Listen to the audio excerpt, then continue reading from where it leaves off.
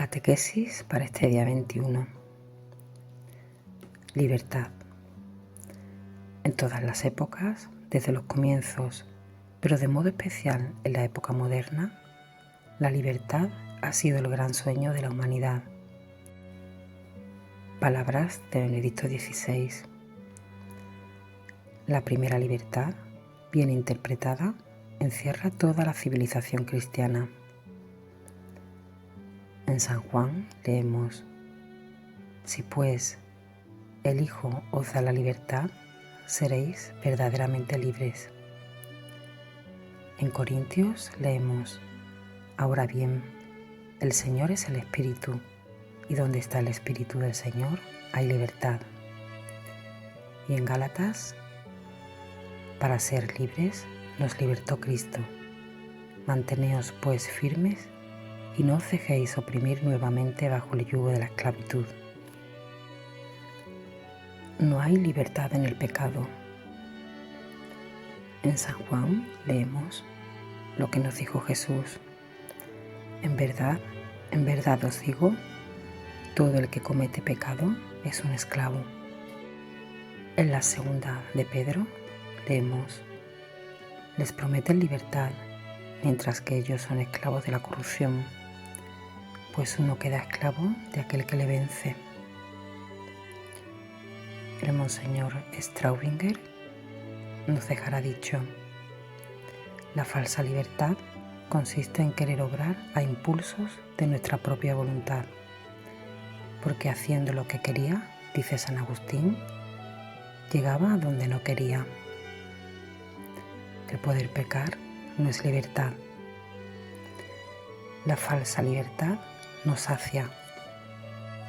Benedicto XVI, hablando de la samaritana, dijo: ha tenido 5 maridos, ahora vive con otro. Se ve que hace amplio uso de su libertad y sin embargo no es más libre, sino que está más vacía, constató. Los mandamientos constituyen, pues, la condición básica para el amor al prójimo y al mismo tiempo son su verificación. Constituyen la primera etapa necesaria en el camino hacia la libertad, su inicio.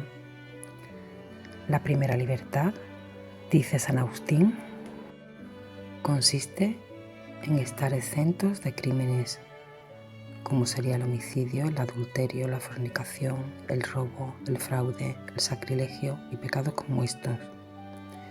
Cuando uno empieza a no ser culpable de estos crímenes, y ningún cristiano debe cometerlos, comienza a alzar los ojos a la libertad.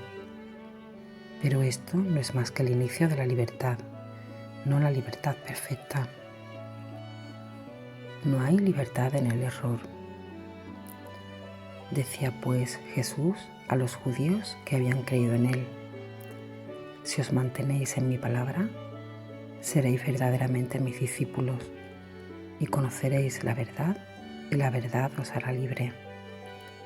Esto lo podemos leer en el Evangelio de San Juan, el capítulo 8. Maestro bueno, ¿qué he de hacer para tener en herencia la vida eterna? La pregunta moral, a la que responde Cristo, no puede prescindir del problema de la libertad.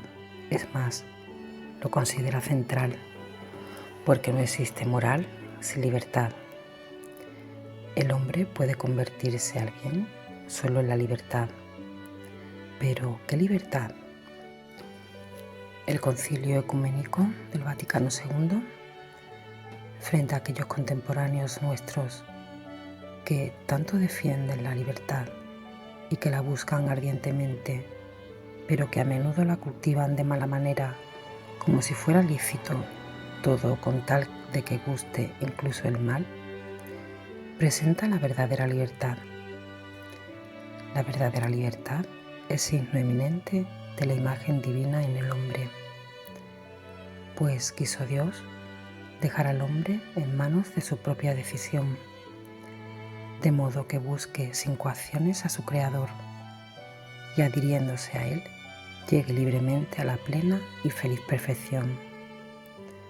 Si existe el derecho de ser respetados en el propio camino de la búsqueda de la verdad, existe aún antes la obligación moral, grave para cada uno, de buscar la verdad y de seguirla una vez conocida. En este sentido, el cardenal John Henry Newman, gran defensor de los derechos de la conciencia, afirmaba con decisión: la conciencia tiene unos derechos porque tiene unos deberes. A pesar de los falsos hermanos intrusos que se habían infiltrado furtivamente para espiar la libertad que nosotros tenemos en Cristo Jesús, a fin de reducirnos a servidumbre. Esto está escrito en Gálatas.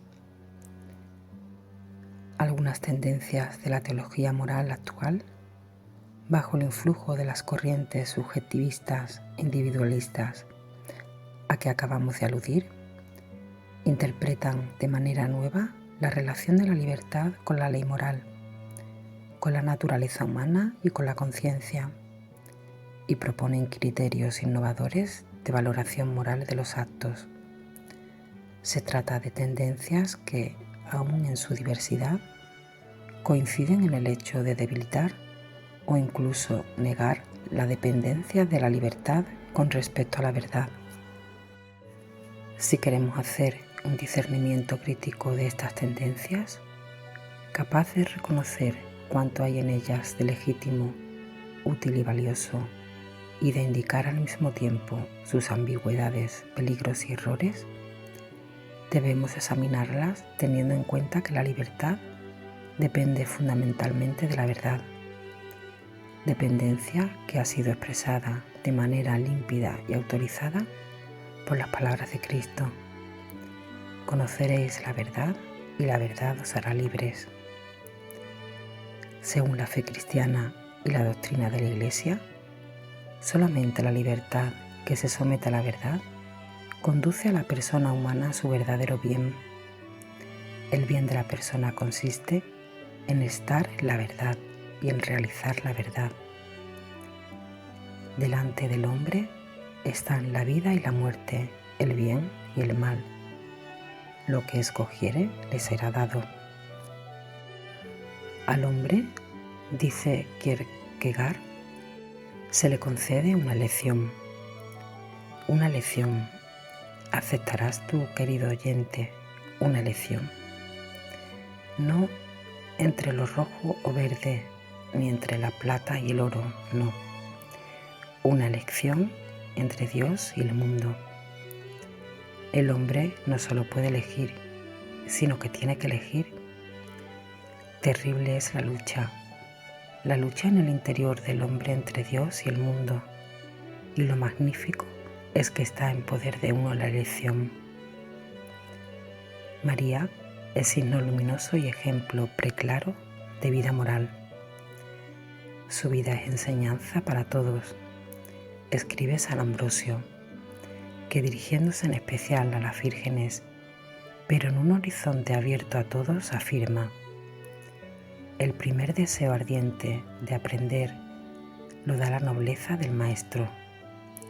¿Y quién es más noble que la Madre de Dios, o más espléndida que aquella que fue elegida por el mismo esplendor? Vive y realiza la propia libertad entregándose a Dios y acogiendo en sí el don de Dios. Hasta el momento del nacimiento, custodia en su seno virginal al Hijo de Dios hecho hombre. Lo nutre, lo hace crecer y lo acompaña en aquel gesto supremo de libertad que es el sacrificio total de su propia vida. Con el don de sí misma, María entra plenamente en el designio de Dios, que se entrega al mundo, acogiendo y meditando en su corazón acontecimientos que no siempre puede comprender. Se convierte en el modelo de todos aquellos que escuchan la palabra de Dios y la cumplen, y merece el título de sede de la sabiduría. Esta sabiduría es Jesucristo mismo, el Verbo eterno de Dios, que revela y cumple perfectamente la voluntad del Padre. María invita a todo ser humano a acoger esta sabiduría. también nos dirige la orden dada a los sirvientes en Cana de Galilea durante el banquete de bodas: haced lo que Él os diga. María comparte nuestra condición humana, pero con total transparencia la gracia de Dios. No habiendo conocido el pecado, está en condiciones de compadecerse de toda debilidad. Comprende al hombre pecador y lo ama con amor de madre. Precisamente por esto, se pone de parte de la verdad y comparte el peso de la Iglesia en el recordar constantemente a todos las exigencias morales. Por el mismo motivo, no acepta que el hombre pecador sea engañado por quien pretende amarlo, justificando su pecado, pues sabe que de este modo se vaciaría de contenido el sacrificio de Cristo, su Hijo. Ninguna solución, incluso la ofrecida por complacientes doctrinas filosóficas o teológicas, puede hacer verdaderamente feliz al hombre. Solo la cruz y la gloria de Cristo resucitado pueden dar paz a su conciencia y salvación a su vida. María, Madre de Misericordia, cuida de todos para que no se haga inútil la cruz de Cristo, para que el hombre no pierda el camino del bien, no pierda la conciencia del pecado y crezca en la esperanza de Dios, rico en misericordia, para que haga libremente las buenas obras que Él le asignó y de esta manera toda su vida sea un himno a su gloria. Ave María y adelante.